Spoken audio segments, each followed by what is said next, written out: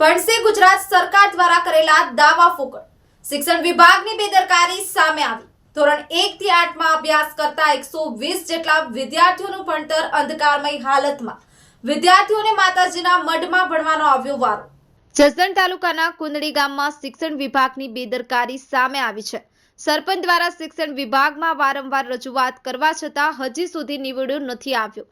જસદણ તાલુકાના કુંડડી ગામની પ્રાથમિક શાળામાં અમુક ઓરડો ડેમેજ હોય જેને લઈને 120 જેટલા વિદ્યાર્થીઓની માતાજીના મઢમાં ભણવામાં આવે છે।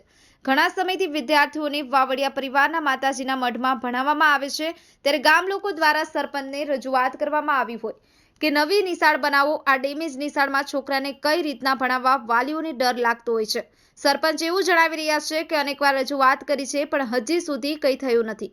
ગામ લોકોની એક જ માંગ છે, જલ્દી સરકાર દ્વારા નવું નિશાળનું બિલ્ડિંગ બનાવવામાં આવે જેથી કરી અને અમારા બાળકો સ્વચ્છતા અને સારી સ્કૂલમાં ભયમુક્ત રીતે અભ્યાસ કરી શકે। ઉપેન્દ્ર તેરૈયા, ન્યૂઝ 9 ગુજરાતી, જસદણ।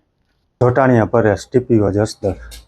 સર, જે જસદણ તાલુકામાં જે કુંડળી ગામ છે ત્યાં જર્જરિત હાલતમાં સ્કૂલ હોવાને કારણે અન્ય જગ્યા ઉપર બેસાડી છે।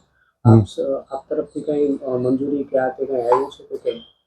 હા, મંજૂરીમાં એવું છે, અત્યારે ડેમેજ રૂમ હોય એટલે આપણે બાળકોને બેસાડી ન શકીએ, પણ એના માટે આપણે વૈકલ્પિક વ્યવસ્થા કરેલી છે અને પંચાયત તરફથી આપણને જમીન પણ ફાળવી દીધેલી છે ને જિલ્લામાં મંજૂરી માટે આપણે પ્રકરણ મોકલેલું છે, એટલે એ મંજૂરી આવી જશે એટલે તાત્કાલિક ધોરણે આપણે શાળાનું નિર્માણ ચાલુ કરી દઈશું અને શાળાનું નિર્માણ પૂરું થાય એટલે આપણે બાળકોને ફરી પાછા શાળામાં બેસાડવાની વ્યવસ્થા કરી દઈશું।